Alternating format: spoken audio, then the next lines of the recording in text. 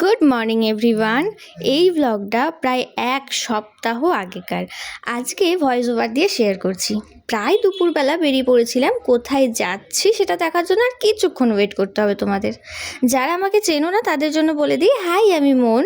এটা আমার YouTube channel all in one. তোমাদের সবাইকে ওয়েলকাম।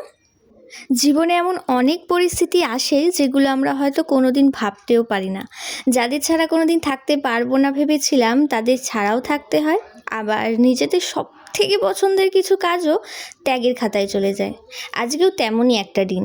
ওই যে অনুপম রায়ের একটা গান আছে না, যেটা ছিল না ছিল না সেটা না পাওয়াই থাক, সব পেলে নষ্ট জীবন। তাই সব কিছু না পাওয়াই ভালো, অন্তত কিছু সময়ের জন্য। আচ্ছা, কোথায় যাচ্ছিলাম? আসলে যাচ্ছিলাম ডান্স ক্লাসে, কিন্তু ক্লাস করতে না, শুধুমাত্র এক্সামের রেজাল্ট আনতে, আমার আর আমার স্টুডেন্টের। ছোটোবেলায় কখনো ভাবিনি ডান্স ছাড়াও অন্য কিছু করতে হবে বা করব।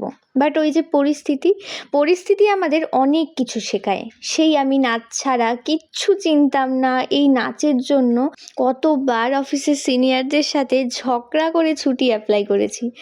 আর আজ নিজের ইচ্ছাতেই ক্লাস অফ করছি। বড় হয়ে গেছি, সত্যিই বড় হয়ে গেছি। তবে এটা আমার দুর্বলতা নয়। আমি মনে করি এই না পাওয়াগুলো পাওয়ার জন্য আরও অনেক কিছু করার মনের শক্তি জোগাবে। আবারও প্রায় 1 বছরের বেশি আমি আবার ডান্স ক্লাসে যাব না। তবে হ্যাঁ, আমার স্টুডেন্টদের নিয়ে এক্সাম দিতে যাব। যাকে, অনেক ভারী ভারী কথা বলে ফেললাম। এই যে অটো থেকে আমার পাশে যাকে দেখছেন, ইনি হচ্ছেন বৃষ্টি, আমার একই ব্যাচ। যখনই ক্লাসে যাই চেষ্টা করি একই টাইমে একই অটো ধরার। ইভেন কোনোদিন যদি আমি 5 মিনিট আগে চলে যাই, বৃষ্টি আমাকে বলে, তুই 5টা মিনিট দাঁড়া, আমি অটোতে যাচ্ছি, তোর জন্য জায়গা রাখছি। প্রায় 1 বছর, আর হয়তো এই একসাথে যাওয়াটা হবে না, এই আড্ডাটা হবে না।